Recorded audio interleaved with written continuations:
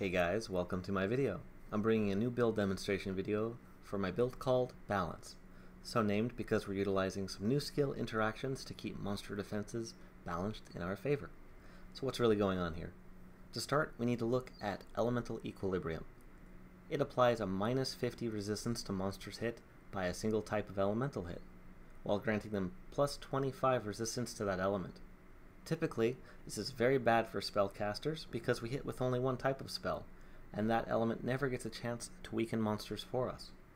With patch 3.0, we gained a new channeling skill called Stormburst, which does 3 great things for us.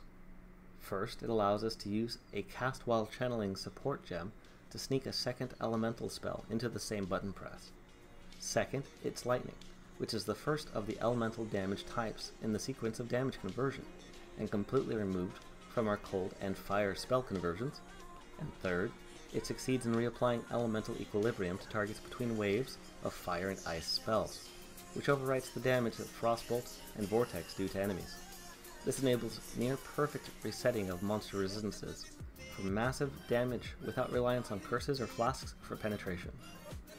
It's important to stop and notice here that we've spent 3 gem sockets to make this interaction function. So to make up for that, this build uses the Prophecy unique Realm Ender in order to give our spells +3 levels and include a free cold to fire support. Now it doesn't feel like the setup's missing any damage, and we can proceed to melt faces on a 5 link or better. In a 6th link, this is essentially an 8 link skill, and we can also use an Empower as our 6th link to really get great damage on top of the gem levels we already earn from the Realm Ender. To augment the Frostbolt, we use 2 Frozen Trail Jewels for free GMP without a damage loss. And since we're converting cold damage to fire, we also use a Pyre Ring to move as much of our damage into fire as possible. This gives us extra damage due to the sequence of damage conversion, so our fire portion benefits from modifiers that apply to both the original damage type and the new damage type it's converted to. In this case, cold and fire damage.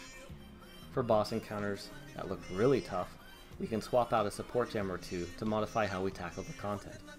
Vortex and Life Leech can take the place of Controlled Destruction and Empower to improve survivability and give us sniper type spell control wherever our Frostbolts are on screen with 40% more damage.